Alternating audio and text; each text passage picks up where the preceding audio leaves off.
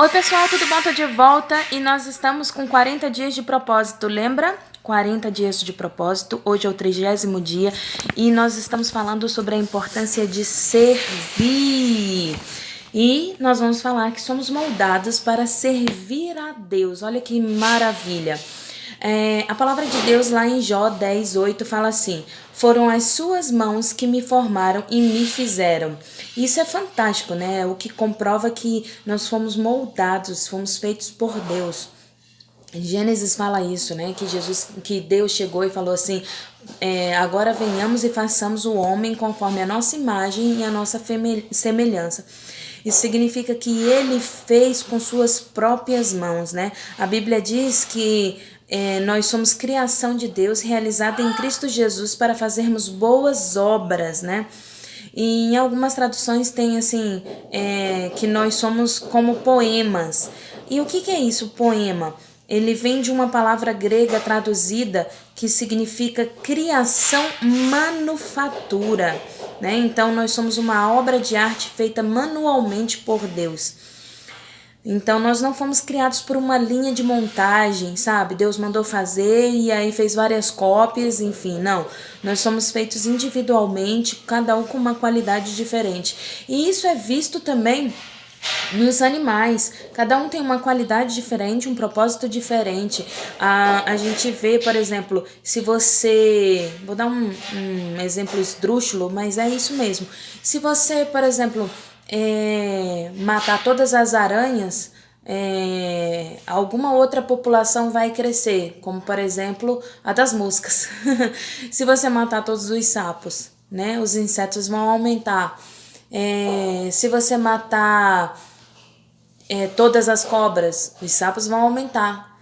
E assim sucessivamente. Então, assim, cada um tem um objetivo na natureza.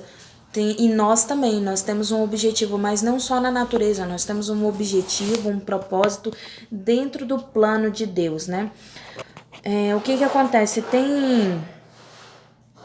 Tem um homem chamado Étel que fala assim: Deus é teu Vartes. Ele fala assim: Deus não faz porcarias. Olha que maravilha. E Davi louvou a Deus e falou assim: por essas coisas magníficas, atenção, tu fizeste tudo com delicadeza, as partes íntimas do meu corpo, e as uniste no ventre da minha mãe. Obrigado por me teres feito de maneira tão maravilhosa e tão complexa, né? Davi louvando a Deus aí pelo que Deus fez em nossas vidas, na vida dele também. E Deus jamais desperdiça coisa alguma, né? Deus, ele é onisciente, onipotente, onipresente, então ele não trabalha assim, como é que fala? De qualquer jeito, ele não tem sobras para ele, você é a sobra, né, que sobrou. Não existe isso para Deus. E assim, Deus não apenas moldou a sua vida, né, o seu nascimento, ele planejou cada dia para que você pudesse ter uma formação dentro da palavra de Deus, dentro do caminho do Senhor, e crescesse em estatura, graça e sabedoria na presença dele, como Jesus Cristo cresceu. Davi fala assim: cada dia de minha vida foi gravado no teu livro. Cada momento foi determinado antes mesmo que um só dia tivesse acontecido. Isso significa que nada teria acontecido na minha vida, na sua vida, de insignificante. Tudo que acontece na nossa vida tem um significado, tem uma importância, é para alguma coisa no reino de Deus. Por isso que a palavra de Deus diz: todas as coisas cooperam para o bem daqueles que amam a Deus e são chamados pelo seu decreto. Porque Deus usa a nossa vida, molda a nossa vida para o ministério dele, para o propósito dele, né? Deus jamais desperdiça coisa alguma, de jeito nenhum. Ele não lhe daria habilidades e talentos e dons e uma personalidade diferente, experiência de vida, a não ser que ele pretendesse usar isso de alguma forma.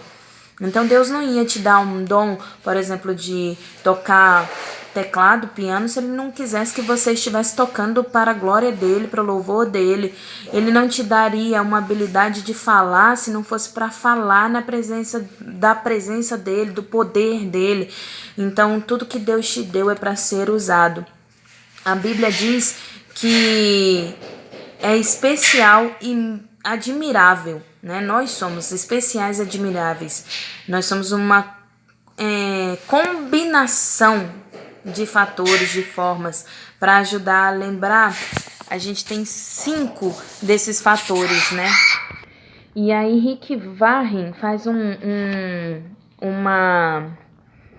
que eu não tenho iPhone, então eu não vou poder colar aqui atrás para vocês verem, mas ele faz um acróstico, né? Para a gente se lembrar com a palavra forma, né? Nós não fomos formados por acaso, nós não fomos formados por nada. Então, ele usa essa palavra forma para fazer um acróstico. E como é que ele faz isso? Ele fala assim, forma, ele usa a palavra forma e coloca assim, o Senhor nos deu formação espiritual. O, opção do corpo. R, recursos pessoais. M, modo de ser. A, áreas de experiência. Então, como é que Deus lhe dá forma para o ministério? Com formação espiritual, com opções do coração, recursos pessoais, modo de ser e área de experiência. Depois eu vou colocar aí no feed, né? Quando eu for publicar o vídeo, aí eu coloco direitinho para vocês entenderem o que eu tô falando. Então, a missão, ele nos dá uma missão, ele nos equipa, ele nos ensina a realizar essa missão e agora ele espera que a gente utilize essa forma que ele nos deu para trabalhar. Então, ele esclarece a nossa formação espiritual. Deus dá a todo cristão dons espirituais para serem usados no seu ministério. A Bíblia diz que quem não tem o dom do Espírito pode recebê-lo. Então, ela fala que nós devemos pedir. Se você não tem, peça a Deus e Ele vai te dar dons espirituais. E Ele vai te dar dons espirituais para que você trabalhe na obra. E também tem a parábola dos 10 talentos que fala a respeito daqueles que receberam os talentos e não utilizaram. Os que utilizaram receberam mais e o que não utilizou, até o que ele não tinha, ele foi tirado. Então, assim, ele está dizendo assim, que ele te dá os talentos, ele te dá os dons e ele vai cobrar de você que você utilize esses dons e esses talentos para a obra dele. Para pensar aí. Qual é o dom e o talento que Deus te deu e você não está usando? Veja bem, nada vale de ter dons e talentos se eles não forem descobertos e utilizados para a obra de Deus. A gente já teve uma live falando sobre isso, eu e Marcelo, onde a gente discutiu um pouco a respeito de dons espirituais e assim fica bem claro dentro da palavra de Deus que Deus não te deu os dons espirituais para benefício próprio, mas sim para ajudar os outros. A Bíblia diz que um dom espiritual é dado a cada um de nós como meio de ajudar a nossa igreja, né? Deus planejou dessa forma para que precisássemos uns dos outros, né? Então, assim, é importante, ele dá os dons espirituais, lá em Atos 1, fala que ele dá a cada um os dons espirituais conforme a necessidade, né? E conforme a vontade do Espírito Santo de Deus, para que seja trabalhado dentro da igreja. A Bíblia fala que há diferentes tipos de serviço na igreja, mas é ao mesmo... aos olhos do Senhor, quer dizer, estamos servindo a Deus da mesma forma, independente do que nós estamos fazendo dentro da igreja. Ninguém é maior do que ninguém, ninguém é menor do que ninguém.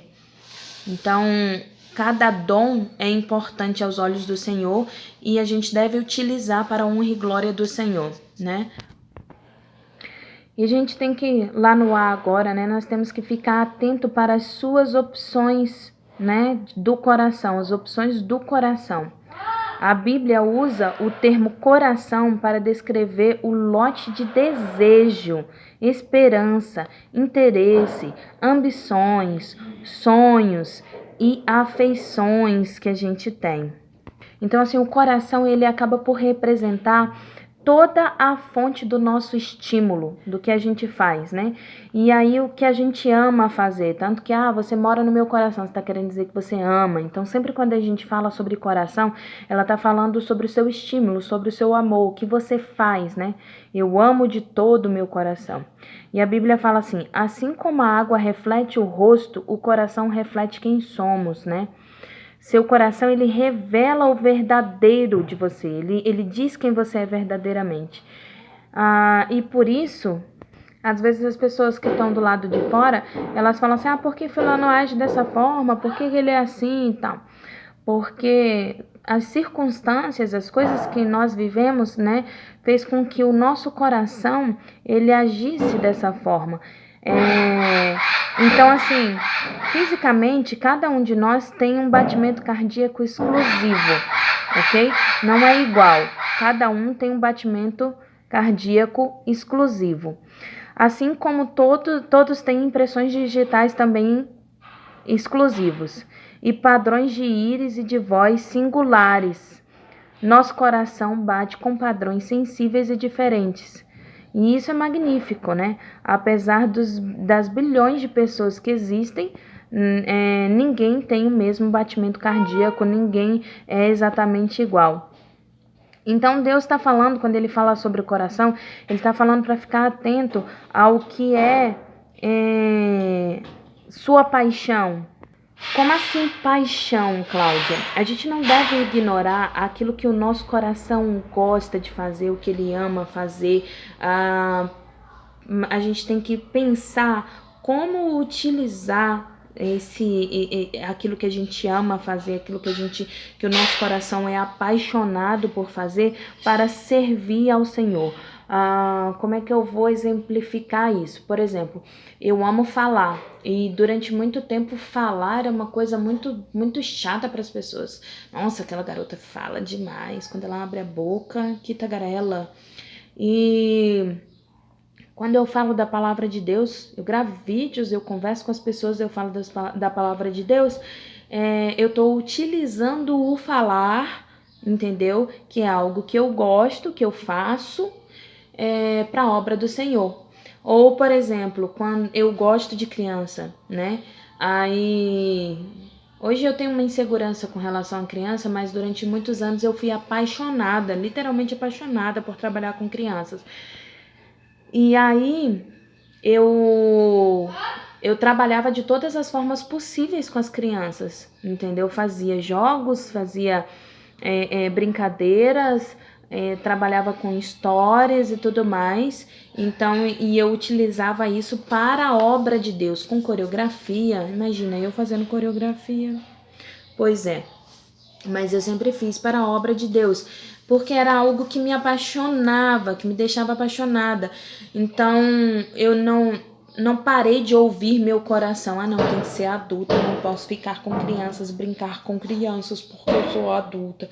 Não, vamos trabalhar e vamos trabalhar para a obra de Deus. Então a gente precisa utilizar aquilo que o nosso coração é apaixonado. Agora, lembre-se que o nosso coração é enganoso também. Então existem paixões que levam, na verdade, à tentação e que levam, na verdade, ao afastamento da presença de Deus, que levam, na verdade, ao não servir ao Senhor. Essas nós devemos nos afastar, como a gente falou nos capítulos anteriores, né? Nos vídeos anteriores. Então, quando você está fazendo o que ama, fazer, ninguém precisa te motivar. E é engraçado porque isso é em toda a vida. Quando você ama o que você está fazendo, ninguém precisa ficar te motivando, sabe? Eu vou pro meu trabalho hoje. Você não ama o que está fazendo. Eu vou ter que ir pra minha faculdade hoje. Você não ama o que está fazendo. Eu vou ter que ir pra igreja. Você não ama o que está fazendo. Mas quando a gente verdadeiramente ama o que a gente está fazendo, ninguém precisa motivar a gente, não. As pessoas não precisam te dizer o que fazer porque você quer estar lá. Eu montava a EBF com as crianças, inclusive, que me ajudavam, meus sobrinhos me ajudavam. Eu montava EBF, às vezes eu saía do trabalho 10, 11 horas da noite e eu chegava na igreja meia-noite, porque é mais ou menos 2 horas de caminho para o Valparaíso. E aí eu chegava e a gente ia montar algumas coisas da EBF que eles passaram a tarde montando, e eu chegava para montar painel, ajudá-los, e para no outro dia de manhã a gente estar na igreja orando, né, fazendo jejum e organizando passos de coreografia, testando o microfone para não dar nada de errado e confirmando a história, treinando, enchendo os balões que estouraram da noite para o outro dia e entregando convites na rua para quando dava 1 hora a gente estar se reunindo na igreja com os irmãos, orando com os irmãos que estavam ali dispostos a trabalhar junto com a gente. E quando dava 2 horas a gente começava a EBF cantando e terminava 5 horas e lavava o templo e arrumava as coisas, organizava as coisas do templo para poder sair e no outro dia tá na mesma rotina. E a gente estava cansado, estava morto, estava com fome, porque às vezes não dava tempo de almoçar, mas a gente estava feliz, porque ninguém precisava motivar a gente para fazer esse trabalho. Ninguém precisava dizer que tinha que estar lá mais cedo e sair mais tarde, sabe? Então, assim, é isso. Quando você verdadeiramente ama o que faz, você faz porque você quer fazer e não porque te mandaram fazer, né? Então, escuta seu coração, sabe? Deixa entrar no seu coração a palavra de Deus e usa o dom que Deus te deu, o talento que você tem para a obra dele. Você vai ser muito mais feliz, viu? E amanhã a gente continua, 31 dias amanhã, né? E eu vou aguardar você aqui. Vamos chegar aos 40 dias de propósito. E meio-dia, 5, 28 atos em atos. Lembrando que nós não paramos com mergulho fundo com o Espírito Santo. Nós estamos fazendo resumão, porque a gente chegou nas obras do Espírito Santo, que por um acaso estão nos 28 atos em atos. Aguardo vocês.